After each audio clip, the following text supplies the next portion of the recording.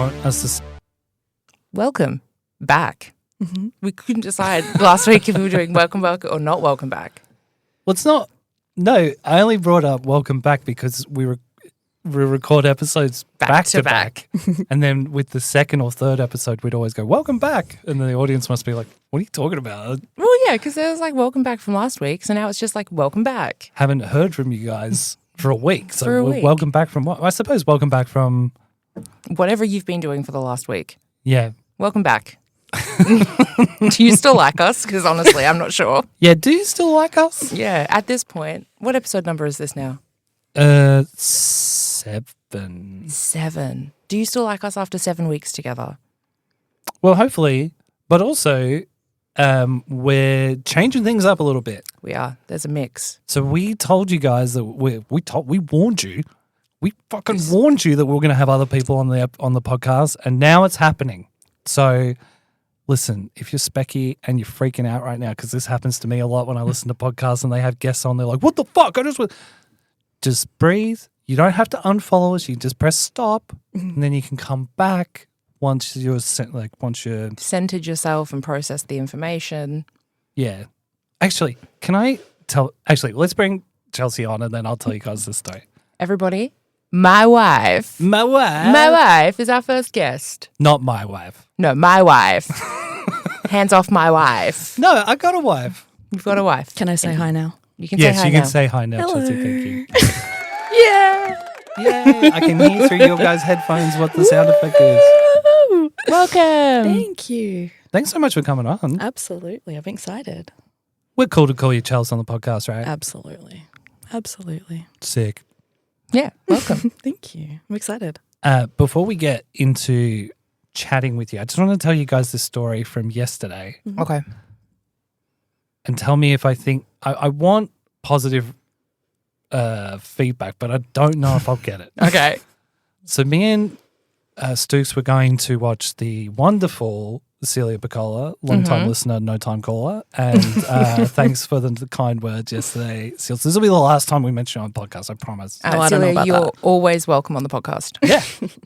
You don't have to be on the spectrum to come on our podcast. No, you really if you don't want to. No, just come on our podcast. Now we're just putting Robbie Williams. If you want to come Just on an open podcast, call. Just an open call to anybody. Oh, not anybody. There's probably a few people we would be like, nah, you're cool, Chad. Anyway, so we're parking in the city and we're parking where Cal parks for work, and she's like, this is where I work and this is da-da-da. She's like, we'll catch the lift instead of the escalator because it's less sensory and it'll be good for you because you get flustered in these situations, which I do. And this week I've been having a real problem with just really depressed.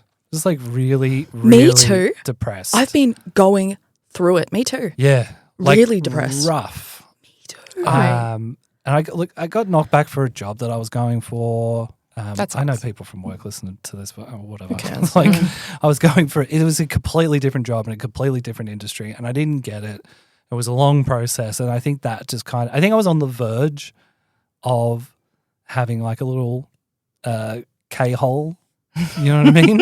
And then that happened, and I just spiraled. So I wasn't really feeling great about going out at all. And then Seals actually completely dragged me out of that. So that was good. That was nice, like watching some comedy and blah, blah, blah. But the story is in the lift, we basically held the door open for 3 different lots of people. Well, the first 2 times it was fine. Yeah. That's not me cracking it. But the third time these people came up and they were like, I opened the door for them and then they were like, is this going up?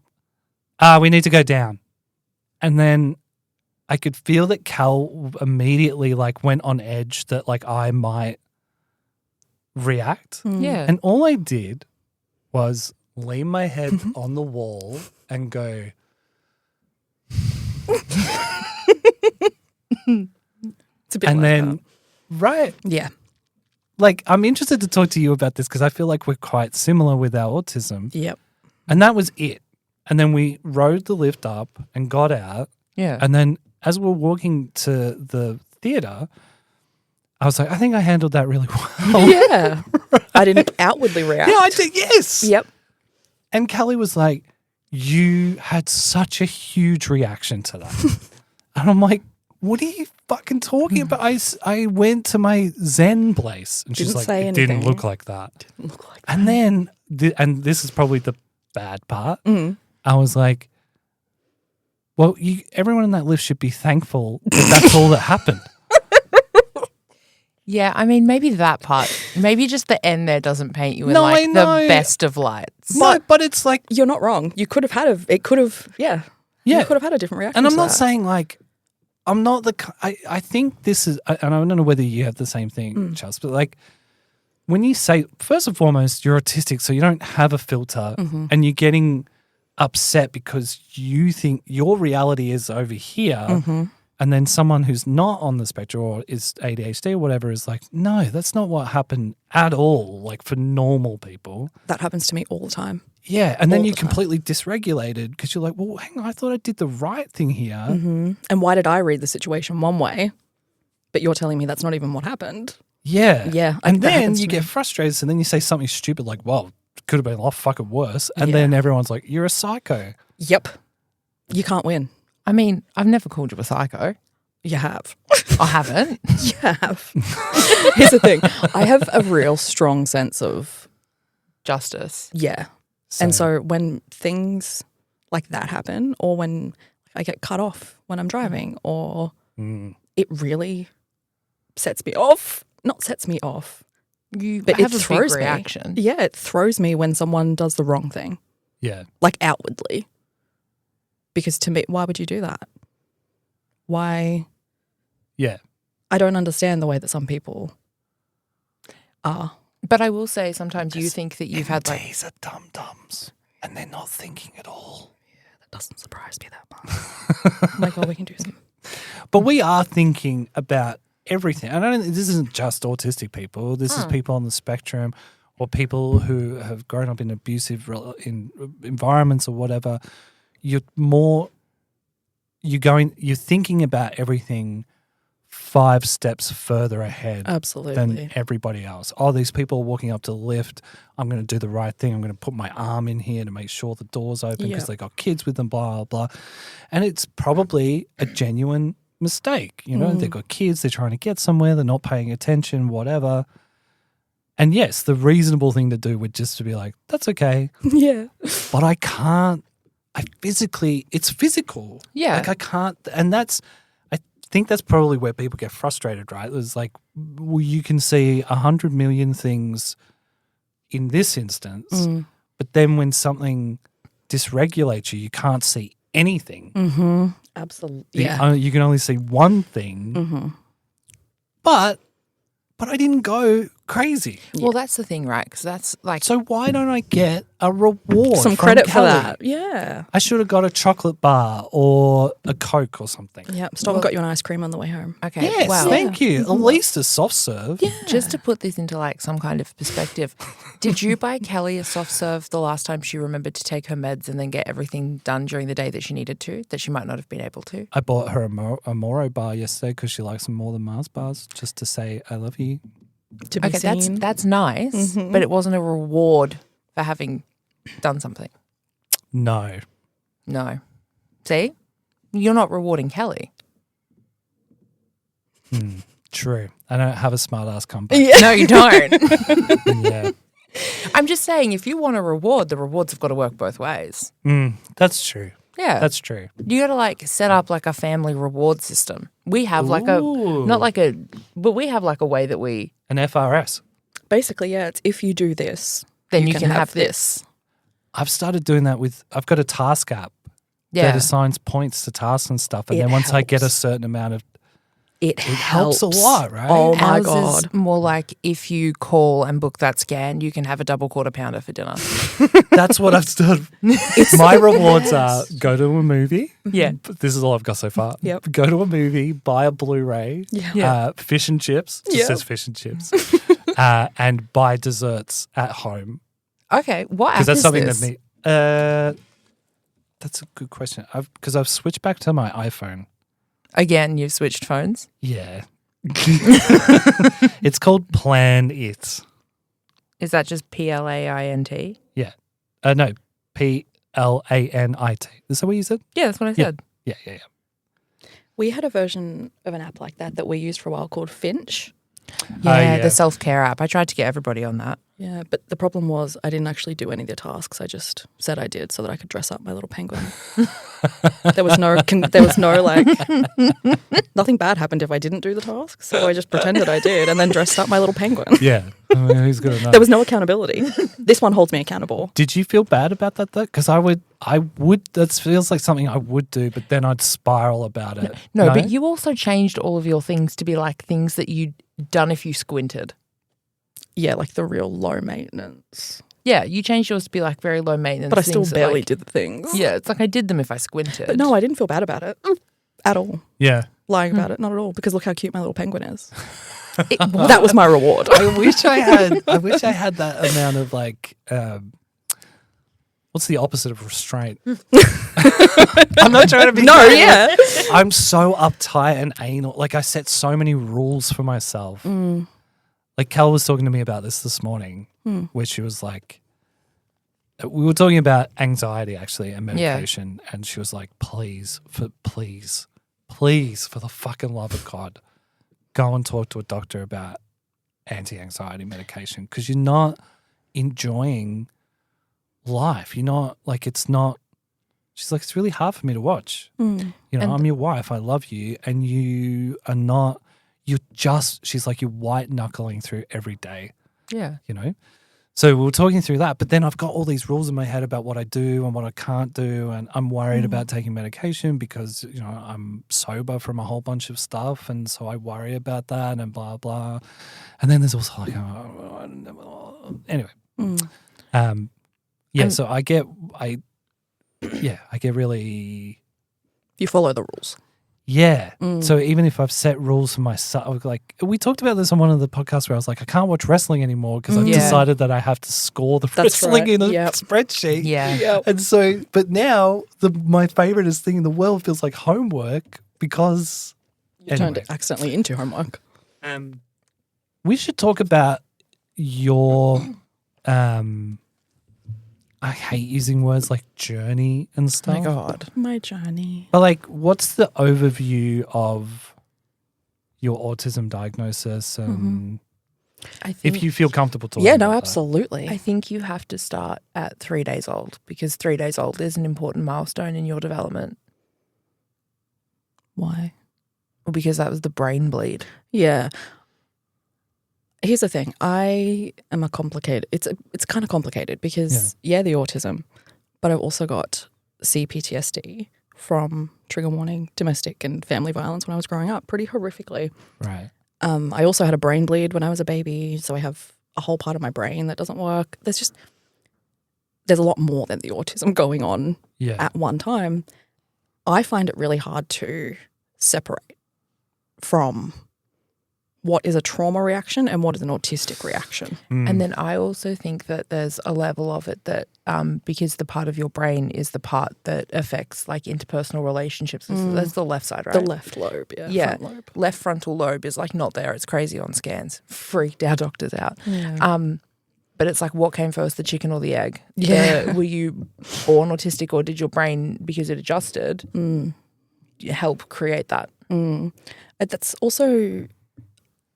I don't fit a lot of the like stereotypical or whatever autistic criteria or whatever it is, like the rule following or doing things in a very sort of organized way. I'm not like that so much. You are. Don't like trains. See, here's the thing, right? Because I feel like you have a very specific view of yourself and then I have a different view of you because I look at you from the outside. I remember one time you got so excited about the concept of being a train driver when they put you on sleeping medication because you weren't sleeping, that you like almost sat in it and cried. Yeah. Because you were so excited at the concept that you could become a train driver. But at the same time, I can't catch public transport. No, you cannot catch public transport. The mere concept of getting on a tram or a train panics me. But that's, again, that I don't, how much of that is an autistic reaction to the overstimulation, to the XYZ versus terrified of men because trauma. I can't wear headphones. You know, like for a lot of autistic people, sensory input is a big deal, and so wearing headphones really helps. That's what I can't do that. I don't know what you're talking about. Do you guys remember? You might be a little bit young for this. There was an ABC kids show called The Raggy Dolls. No. It was basically about a bunch of dolls that were fucked, and they got thrown into the like rubbish bin. A kid show? Yeah, they were like one of them. ABC. Like, they weren't properly made. Yep. And so they were thrown away in a bin. They were the raggy dolls. Okay. Right. And then at night they would come alive, and then they'd get on little adventures. But anyway, there was a guy called Hi-Fi, and he had like a little speech impediment, but he always wore headphones. Oh. That's me. Yeah. Okay. I see that for you. But yeah, so that you can't use those tools to be able to navigate. So like I use that to catch the train and stuff. But if I don't, I find it really difficult. But you're not, you can't do that at all. So I find it overwhelming when I don't have headphones. Like obviously sitting is stressful as it is because the noise, the people, the light, everything about it. But if I put headphones on, I don't feel safe because I can't completely hear what's going on. And that, again, that 100% is a trauma reaction from growing up.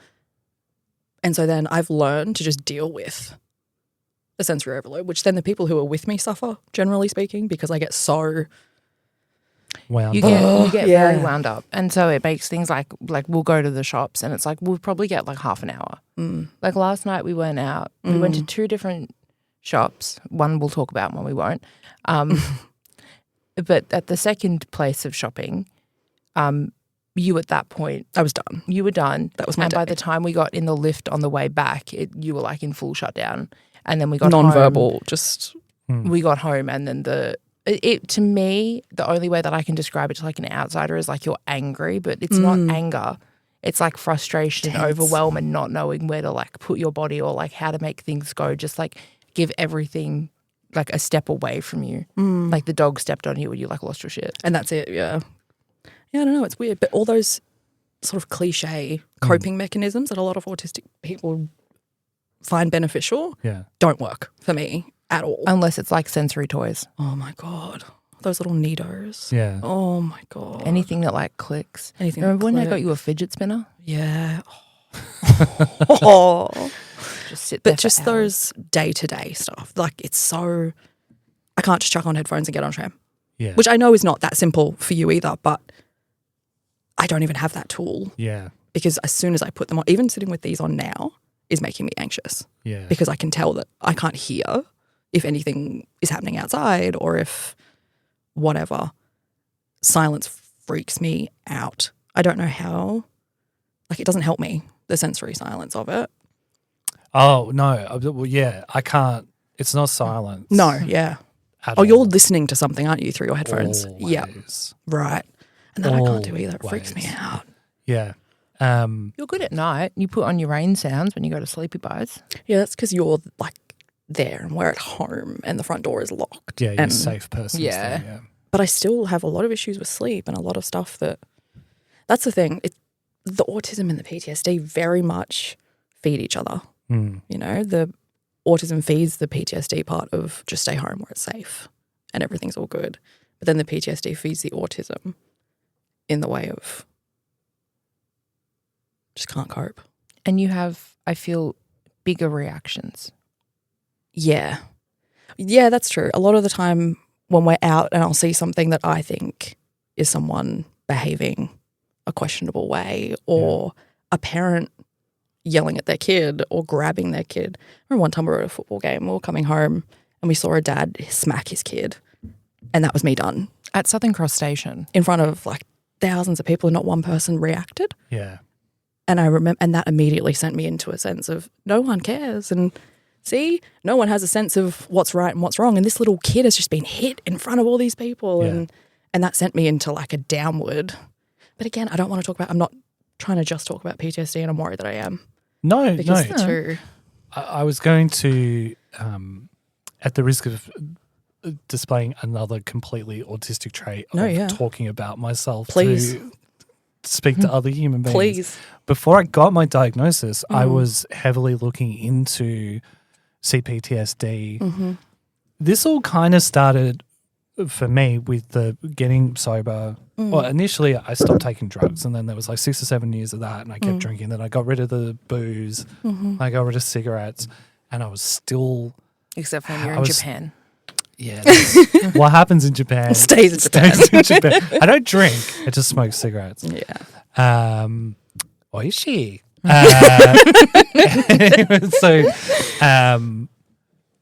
There was a period there where I was like, I feel bad. I feel like I talk about my dad in every episode, but my dad drank when I was a kid, and it was a tense place to live because he also had very similar big reactions to things. And not to talk about his history on the podcast, but I think it's a lot of similar stuff, having talked to him as we've both gotten older. Yep. So it's interesting that, like, when I first started looking into why do I react like this, because I wanted to stop doing it for Cal. Well, I wanted to stop doing it for myself, but I wanted to stop doing it for Cal. Yeah. Because Cal deserves to live in a safe space. I never punch anything. Or I would never hurt her ever. Like, wouldn't even think about it. But if I'm watching a game of football and I think an umpiring decision has been incorrect, I will literally be like, "Oh, for fuck's sake!" That, to me, that's nothing. Yeah. But to other people, that's intense. Yep. I have the same with the way I react to football or the way I react to what I'm watching, and you'll look over and your partner is sitting there like, in a fetal position. Did that really justify that reaction? No. But to me it did. Yeah, to me I'm like, but this fucking idiot is ruining a game of football and no one cares. Yeah, no one cares. Professional, blah, blah. That's my big one. Why is no one caring that things aren't fair or that things aren't happening the right way or that... Yeah, so the only reason I bring that up is because, like, initially the reactions and sort of looking into that and talking to people and going online led me to CPTSD and anxiety, and then eventually the whole time I was like, yeah, but there's all this other stuff as well. It's got to be ASD. But it is interesting that there is that crossover almost. Well, not yeah, crossover, but... And then I just wonder if, like, because there were those studies that, there was one of those, a lot of the time this stuff's on TikTok, so it's not verified, so just bear with me with that. Like, but we said several episodes ago, ADHD kids get like 40% more negative reinforcement than a neurotypical kid by the time they're 12 years old.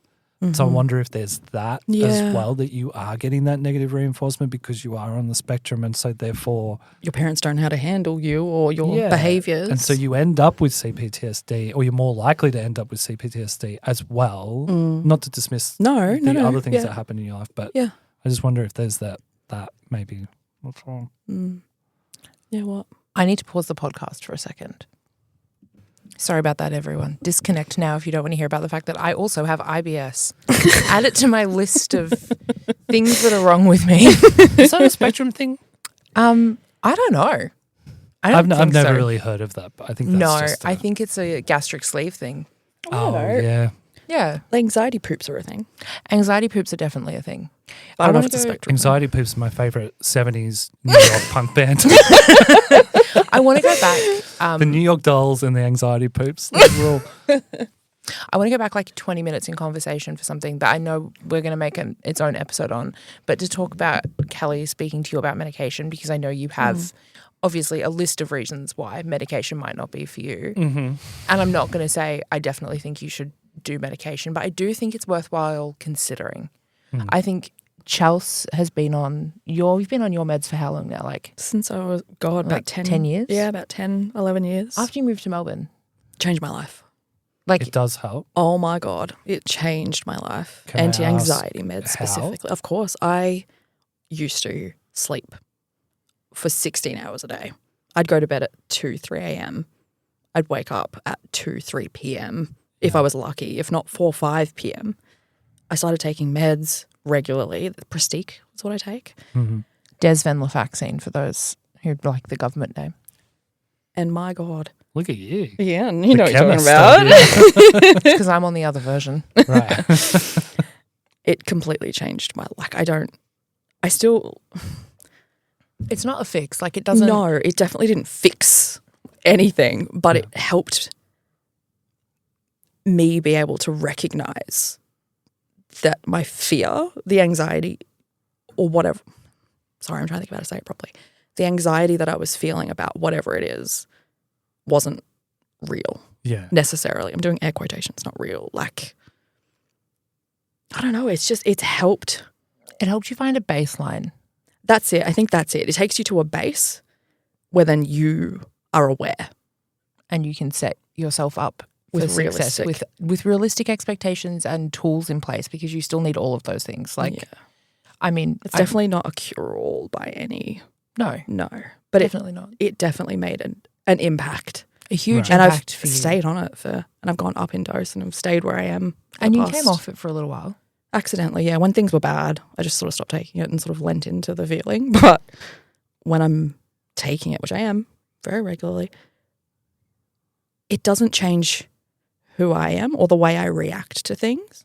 It helps me after that immediate reaction go, oh, that was no reaction. Right. Does that make sense? Like it's that very much. What do you think? Because you've lived through. When you weren't on meds, you kind of weren't alive. That's it. It was very hard to have a conversation with me because I was so scared of everything all the time. But again, trauma. Like I grew up with a very scary man lingering all the time. But also beyond that, just like who you are as a person. I'm very quiet. You're very quiet. You're very withdrawn. I'm an only child. You will only really talk about things that you're interested in. And like if I try and talk about something else, you'll bring it back to Taylor Swift. It doesn't matter where I start. Let me tell you, there's a way to get to Taylor Swift. She will find it. Yeah, 7 degrees of Taylor. Yeah, don't worry. Yeah. What are you? You're like 3 degrees to Taylor. 1 degree to Taylor Swift. Just so you know, I am 1 degree from 2. Taylor Swift. 1. 2. It goes from me to her to Taylor. No, she never met Taylor. It goes from you to her to G to Taylor. Isn't that impressive? Aren't you impressed? Oh, this is impressive. 3 degrees from Taylor Swift. But like you have always been very like in your ways. Like for a while your ways really shut down and you couldn't really do anything. Whereas now you're very stuck in your ways again. But like in a good way, like going out and doing stuff and you follow the same routines and you do things the same way that you like to do it. You know, you drive to one place, you use one specific bathroom that you know is safe to use. You park in one place, you do the same, like you crochet when you're there or you watch your TikToks. But like it encourages, like you're able now to like get up and go outside rather than all of your routines being stuck inside the house. There was like a 6-year period where I didn't go to a shopping centre. I didn't go to grocery shopping. AJ did all of it. Sorry. Yeah, I got government named on the podcast. Sorry. I struggle with that. But like there was a period of time where I didn't do anything. Yeah. Because I was so overstimulated and so fear and overstimulation together. And also fear of judgment. Because I It's don't do things normally, yeah, you know? It's such a huge thing for autistic people. Yeah. Sorry, I've got to start saying spectrum rather than autistic. But it's my experience. So I tend to lean into that. But I am so fucking... I'm 46. I turned 47 this year. I'm married. No, not yay. It's nice. Gross. You don't look anywhere near 47. That's crazy. Why? You really don't. Sweetheart. 47. Don't call my wife sweet. Just after he touched my thigh like 5 separate times. I'm feeling very frisky today. Yeah, in a good mood. I shouldn't care. Like, I keep, you hear that bullshit, and it's a very an NT thing. Sorry, NT listeners, but it is of like, I'm at an age where, it's always like a feisty 6-year-old woman. Like my mum will say shit like this all the time of like, I'm at an age where I just don't give a shit anymore. And I'm like, I don't think that's ever going to come for me. Same. I don't think that's ever going to come for me. I care so much about what everyone thinks about me. Yep. And I know that there would be people listening to this and be like, oh, well, that's narcissism, blah, blah, blah, blah, blah. But it's not evil like that. No. It comes from a place of fear. Yeah. Yeah. Like I just want to feel safe. And so I'm worried about, do these people like me? And then also because you're not like I haven't noticed how terrible I am at picking up on cues and stuff until really I've been with Cal for this long and lived with her for this long. Yeah. Because we keep having the same recurring fight where I'm like, why are you mad at me? And she's like, I'm not mad. Oh, that's a big one. Yeah, we have that as well. Oh, thank fuck. That's a big one. This is maybe, Yep. and I I thought we think we're on the verge of divorce. It's just autism. Yep. Okay, No, great. That happens. No. That happened to us 2 nights ago. yeah, and like fully when I say that, like the first, because I mean, we like to give the podcast listeners some backstory that Damo already has. Chelsea and I were best friends for a long time, like maybe 7 or 8 years before we got together as a couple. Yep. And we lived together before we got together as a couple. And like didn't just live together. We lived together, shared a bedroom. You know, we were way too close. We shared a bank account. We were besties.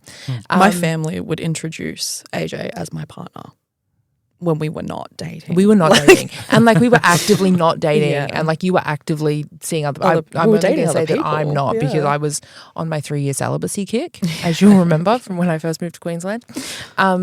Oh, I don't know about this story. Yeah, I went through a really bad breakup and then I was like, the only way to resolve this is to be celibate. Right. Yeah. It lasted like 3 years. Yeah, Yeah, I mean, to be fair, though, I think I just kind of got a bit obsessed with you, but rightfully. it was nice. I did the same thing from 16 to 19. Yeah. Just got really obsessed with. I was just like, yeah, now I've lost my virginity, I'm just going to play it cool, man. No, I was going through a very awkward phase. Yeah. I've seen photos of you at like in your early 20s. Early 20s, I was starting to Yeah, no, but I believe the ugly awkward phase. duckling a little bit. You know what I mean? I was starting to come out of my shell. But I could believe the awkward phase. Oh, it was definitely, yeah. Yeah. It was definitely there. But yeah, for the context, like we knew each other for a very long time. We knew each other in a very intimate way, not sexually, but in a very intimate way before we were a couple. Yeah. And then once we started dating, it was a nightmare. We fought all the time. It was bad. Not like aggressive fights, not like screaming fights, but just this like not able to communicate and understand each other in that way because I understood you as a friend, but I didn't understand you as a partner. And it's one thing when you're like friends with someone to be like, okay, you don't have to tell me that you love me or you don't have to like sit and touch me or whatever. But then it's like you're a couple and it's like, why are you at the other fucking end of the couch? Why are you so far away from me? What did I do? Why won't you communicate with me? Why won't you talk to me? Like you're clearly sitting there silently thinking about something. Why won't you just be open and communicate that with me? It's, why are you mad at me? I'm not. What do you mean you're not? Why are you sat like that then? I'm Why just Why is sitting. your face like that? Yeah, no.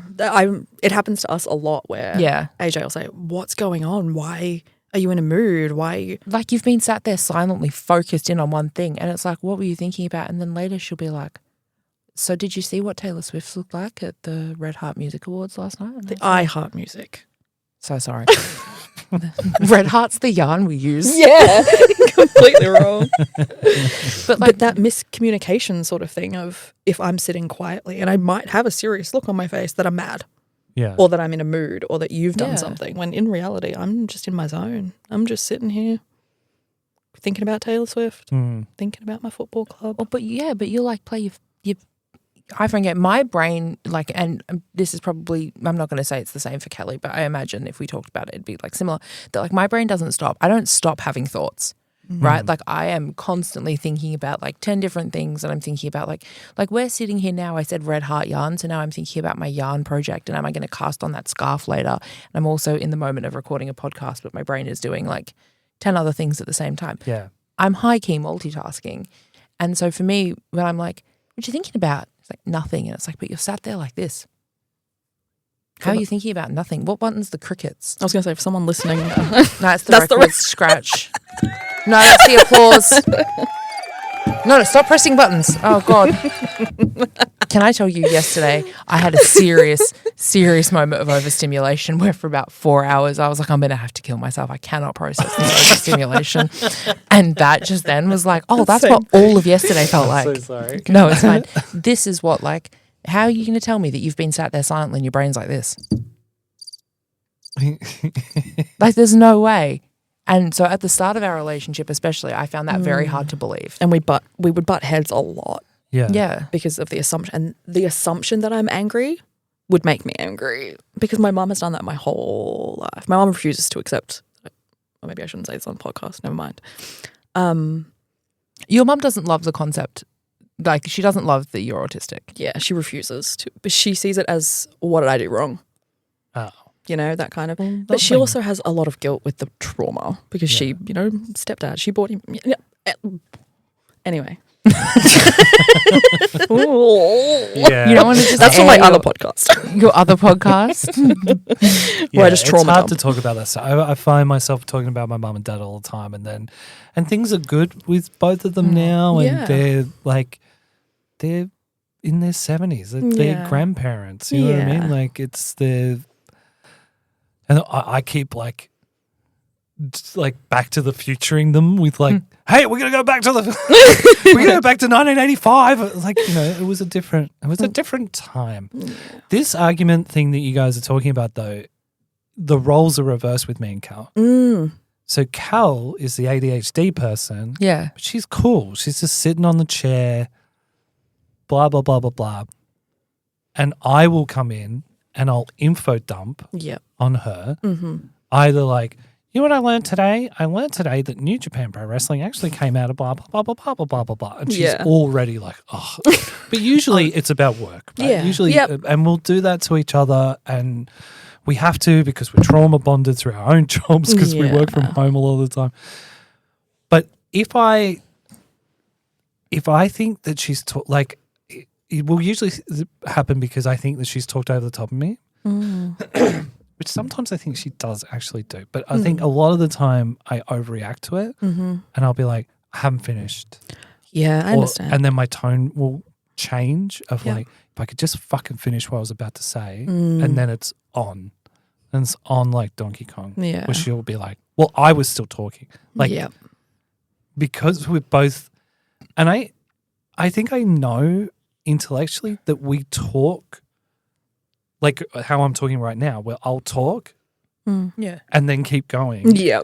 And so in everyday conversation, if there's that long of a gap, it's a green light, baby. It's time to talk. Time to fill that but gap. But in my head, I know that I haven't finished. And so then people go and then I'm like, what the fuck? What about man? me? Yeah. Right. Okay. Chelsea, like 55 times a night, will tell me that she's about to go non-verbal. And so I'll like pick up my phone or pick up my knitting and like lock into my task, right? And then she'll be like, okay, can I tell you about this thing? And then it's 15 minutes learning about some horror from the news. It's always a horror from the news or like a weird animal story. Yeah. But those are your special interests. It's the horrors and animals. Yeah. And so she'll then, like, we'll be having the conversation and then she'll stop talking. I'll be like, cool, okay, time to pick my phone back up. Back I go. It's like, oh, one more thing. Okay. And then I'm going to go nonverbal. Wait, one more thing. And it goes on and on and on. And there becomes a point where even you know that I'm I've taken it too far. Shut up. Like, I love you more than anything. I always want to hear what you have to say. But dear Jesus Christ, shut it, babe. Yeah.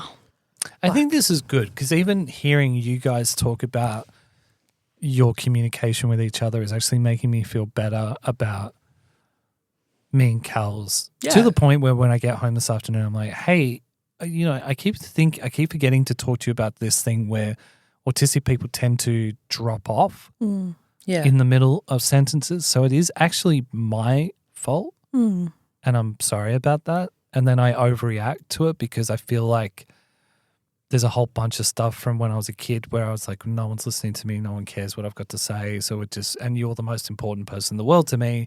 So if I feel like that's coming from you, my whole world's falling apart.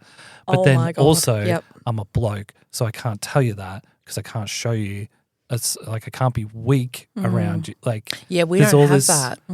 There's all this, but that's just ingrained in, like that's just. Which is like such an interesting different part of it. I wonder how much of it as well, like expectations from gender roles do affect your experiences because you are I hate the term bloke as well. I don't know why I use that. I'm sorry. But, I love it. I love it. When you called our friendship blokey the other day, I like have hyper focused on that. I just always always think about the Better Blokes podcast. You know what I mean? I just always think of that when I say the word. But maybe I'll try and reclaim it for the good guys. Let it go.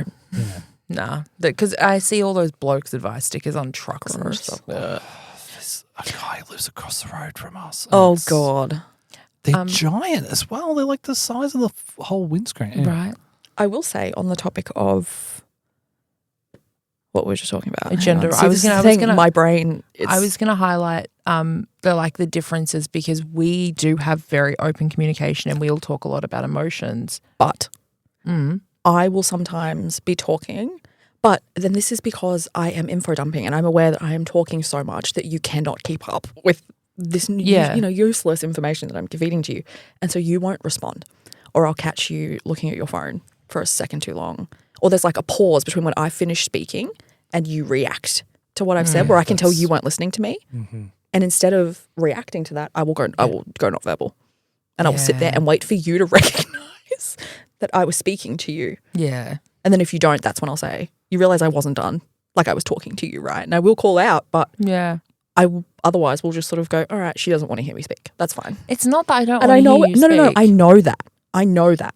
But that sort of autistic part of my brain, in that split second, when I catch you not paying attention. You've already made the decision about how I'm feeling about it. Exactly. And so I just feel like and decided it. But do you feel with an autistic brain, I'm not trying to get myself out of trouble here, but do you feel like you can't help it? 100%. It just happens. And then it's happened and you're like, oh, fuck, I'm here again. And I can feel that feeling. Yeah. I know this feeling. And all I'd have to do. It's like just pure anxiety in the pit of your stomach. And all I'd have to do is say, well, you're not listening to me. But I can't say that. Yeah. Because I understand that I've just been sitting here talking about Taylor Swift or football or whatever it is. I understand that must be exhausting when I'm just. It's not exhausting. I don't like that. Not exhausting, but. I love listening to you speak. It's, I think, different in that, like, we have different needs in the sense of, like, quiet time. Because, like, very specifically, like, the hours in which this will often happen is between, like, 6 p.m. to 9 p.m.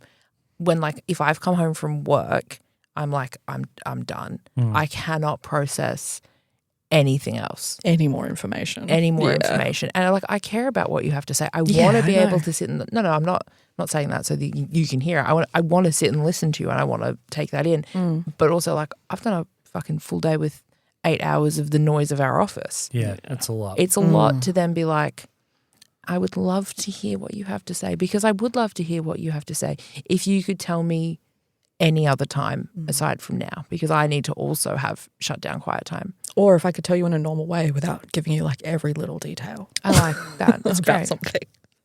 I like every little detail. But I suppose it is the same in the way that we're different. The ADHD and the autism don't shake hands very often. Oh, I disagree. I think we shake hands a lot. Yeah. Obviously in a relationship way, yeah. No, but I mean I think when we go outside, we have very different reactions to things. Definitely very, very different reactions. But I think it does make a really nice balance. That's what we usually say, hey, we're like two halves of one whole person. Yeah.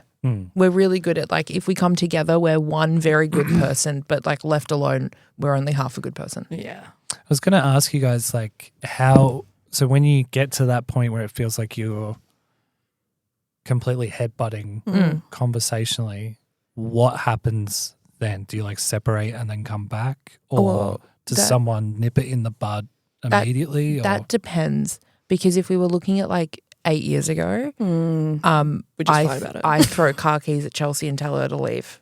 And then I try and leave, and then Aubrey says, don't you dare leave. That's a big reaction. Yeah. No, like we would get into like big fights because our communication was horrific. Like we did not know how to communicate with each other. Now, if we get to the point where we're like annoyed at each other, it's like, stop. Something's not right here. Yeah. Stop. And we'll have a conversation. Recalibrate. Like, what isn't meshing? Or we'll like go for a drive, or we'll take the dog for a walk together, or we'll do something together. And then both be like, what was that about?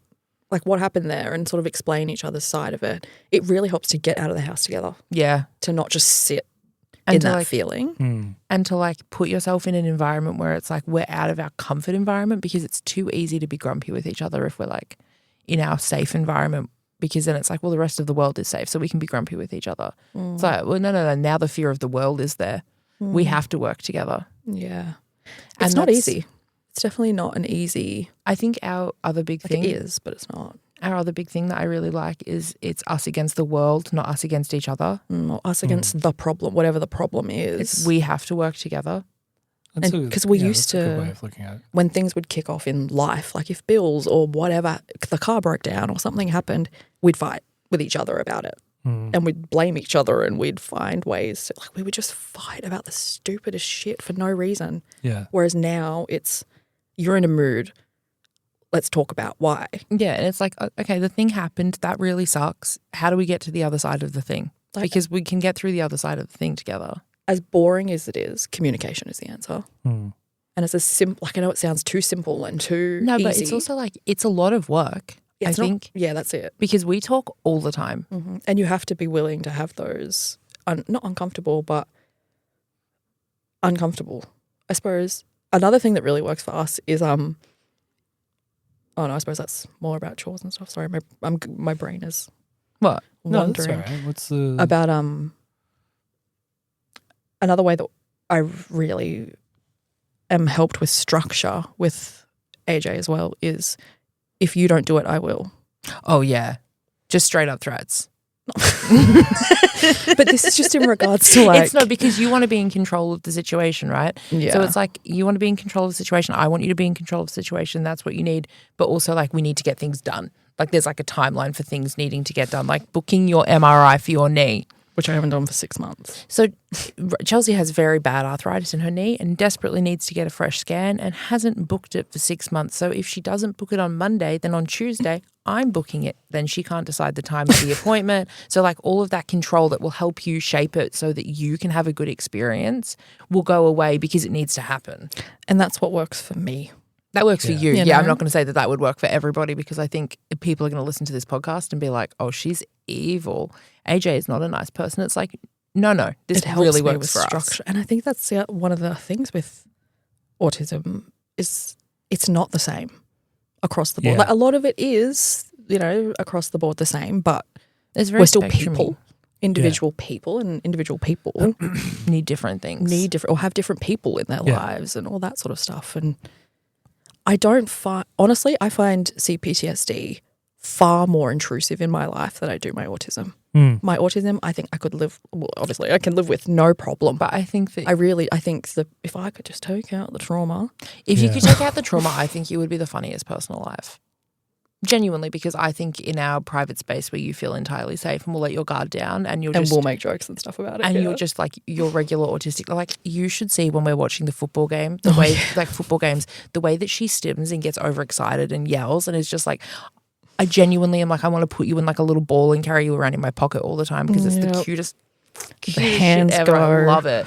The hands I love it. go. I love it when you start yelling. Like, and you get just so overexcited with positivity. Yeah. That I'm like, I just want to keep those traits forever locked up in you. I don't think that that's ever something that would be looked at with a frown. I'm sure there'd be people who'd like, why? Like our neighbours are probably like, why is she always yelling? Why is it if there's a Matildas game on, the people next door are just screaming? Yeah.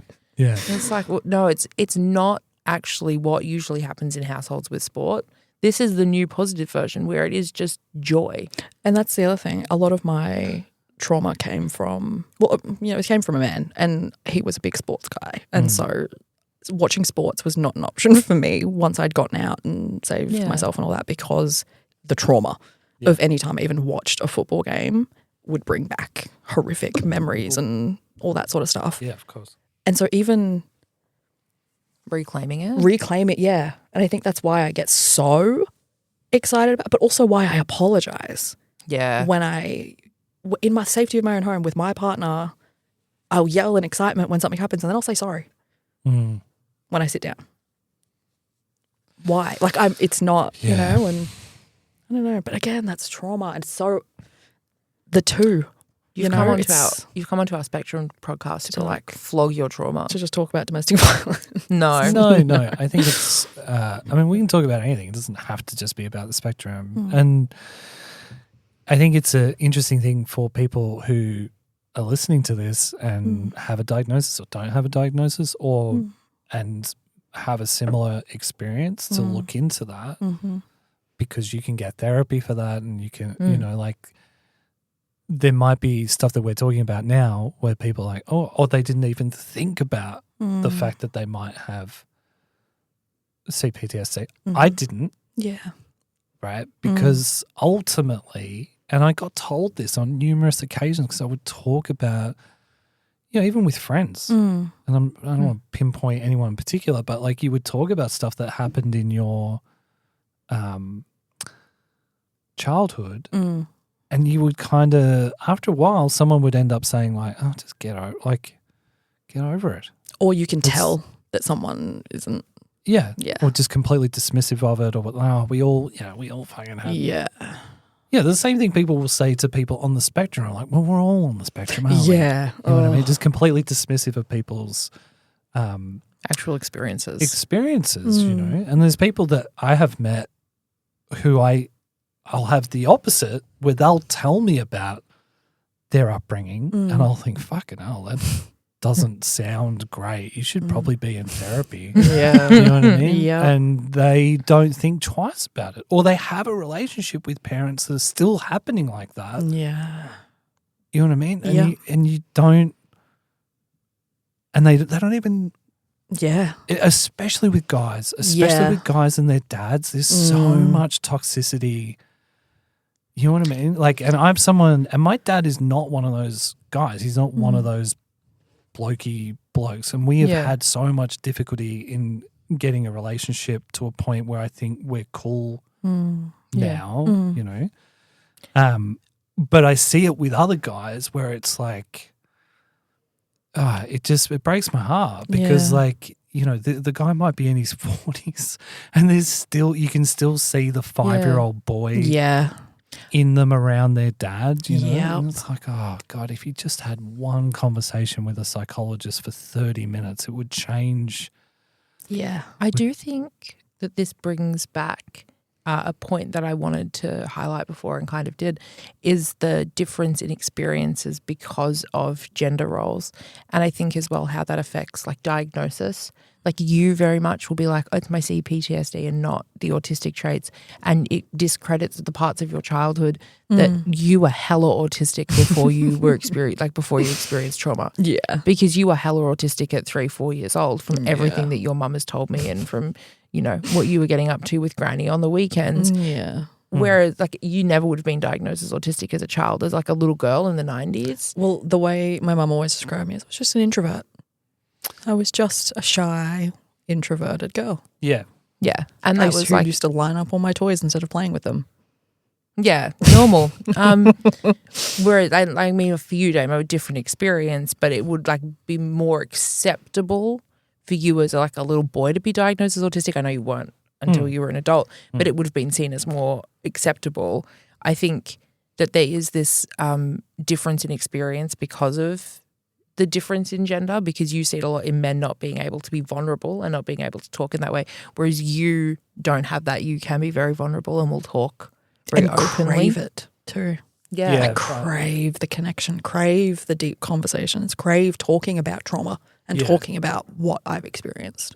But that's an autistic, isn't that? Yeah. But like, and I mean, that's, I again, definitely the crossover of the two. Yeah, I definitely feel that. I just want to that's one of the down. things about office work that is so laborious to me. You're just having the same, like the fucking inane conversations I can't. that you are forced to have, and it's performative as well. They don't care. You don't care. I just like to super quickly say that should not be taken in any way as offense to all of our lovely listeners who do work with us. We love you all very much. Oh yeah, no, it's definitely not in a negative at any of you. I just mean in the sense of like when you're in it and doing it, it's, you know, it's fine. But I don't like, if I'm being completely honest, I don't care what the fucking weather is. Yep. I don't care what you did on the care weekend. that it's Easter. Yep. I don't want to tell you what I did on the weekend. Yep. You know what I mean? Let's talk about some real shit. I don't care what you did on the weekend. Like, I just don't. No. Yep. Same. Sorry. No. Yeah. Like, I'm being real. You hate small talk. I hate it so much. Yeah, it's so fake. It's so fake. It drives me fucking crazy. We both know that you don't care what I did on the weekend. Yeah. And we both know that I don't care what you did on the weekend. Which is hilarious because I care so intensely. Like if I ask someone at work, and this could be like, and I mean this really genuinely, right? You're giving me a look, but I mean this really genuinely. I didn't even notice that. You are. But I mean this really genuinely. I really care. Like, I want to have that with everybody. I want everybody to tell me all of their stories. I want to hear from everyone. I want to know, like, what you did, who you saw, who were these people. Show me weird photos of your neighbor's dog. Like, yeah. All right. I'll give one concession to that. Okay. If someone's telling me a story and they're like they're engaged in it, and it's engaging, then cool. So if it's like, I'll use an example from myself. Right, I didn't really do anything, but I did get a text message from my dad from Abbey Road, where he was walking across Abbey Road because he's in England at the moment. Oh my God. And it was just so fucking exciting. It doesn't matter how many times I see that street or who's walking across it. It's so exciting to me. But to see my dad doing it, and then he was the one that got me into John in the first place, and then I discovered the beat. Like, it was such a cool thing. But no one would ever say that. Is that why you wore your Abbey Road pin today? Oh, no, that's just on that jacket. But that's cool. Abbey Road. That's Abbey Road Bar in Tokyo, in Roppongi in Tokyo. So if you're in Tokyo, head down to Abbey Road Bar, where you can see the parrots. They play 4 times a night. They literally do. They play 4 sets a night. I know that because I stayed for the whole night, watched all 4 sets. Of course you did. I cried. I cried at one point. Aww. There was 150 people in this room. Yeah. And I love the Parrots. I don't know if they're the best Beatles cover band in the world, but they're pretty fucking good. Yeah. And there were people from all over the world in this room, all singing the same song. There was like 12, human connection 15 stuff. Different languages. Yeah. Right? But everyone knows how to sing Hey Jude. Yeah. You know what I mean? And I started crying. Then Kelly was like, "Are you fucking crying?" And I was like, "Yeah, because look at this. There's like nice human connection stories in the middle of Japan." Where the majority of people, I mean, they can speak English, but they're like, it's not English. Is not most of them can language. speak English better than me, to be honest. But like, you know what I mean? That's not their first language. And then there was some people from Holland, and there was some people from England, and then us from Australia, and then like a couple of people from Korea, and like, and we're all in this room, we're all singing this thing, like it's amazing. So then to see my dad, who had got me into that, like walking across Abbey Road, but no one would ever say that. Like tomorrow, like when I log back into work, whenever the fuck it is, Tuesday or whatever, no one's going to, even if I did tell that story, like I'd tell it to you guys and you're both like, oh, but that's because we're friends. We know we care you. about each other. There's not, it just doesn't happen. It just doesn't happen in a workplace. You're a lot more chatty and out there with people and stuff than I am now. That's true. Yeah, look, I know people get offended when you talk this way, and this is another thing about being autistic is that I don't think there's anything wrong with saying that. No. Right? But I know people will get upset hearing that, which is crazy to me because it's just the truth. Yeah. Right? I'm going to hand you guys the mics and let you have like an autism corner moment. Okay. What's happening? I don't know. What is happening? Whoa, sorry. Uh-oh. So AJ's pushing Chelsea out of the way. I'm just going to tell everybody what's going on. Yeah. And now he's leaving AJ is the running room. Out of the room. All right. AJ's just had enough. Just over it. This is something that I would be interested to hear from another autistic person. Mm-hmm. I haven't really spoken to that many other autistic people. Me either. Me either. So like, me either. Like that. Yeah. Like the fact that AJ was like, oh, people from work listen to this. So just so it didn't occur to me that people from work were listening to this. But it definitely didn't occur to me that anyone would be upset by me going, oh, fuck, small talk. Small talk. Don't we all feel that? I thought that was like a general human thing that we hated small talk. But then I think people will think, oh, is he talking about me? Oh, you know people will, try and make it about them. But I'm not, like, it doesn't. It's a general thing. It's not, you're not pointing it at people. Yeah. Okay, maybe I'll give some examples just in case people. There we go. There we go. Yep. If like, and this doesn't really happen at my work, but I definitely have worked at places like this where people will literally talk about the fucking weather. Stop. Yeah. You know what I mean? Yes.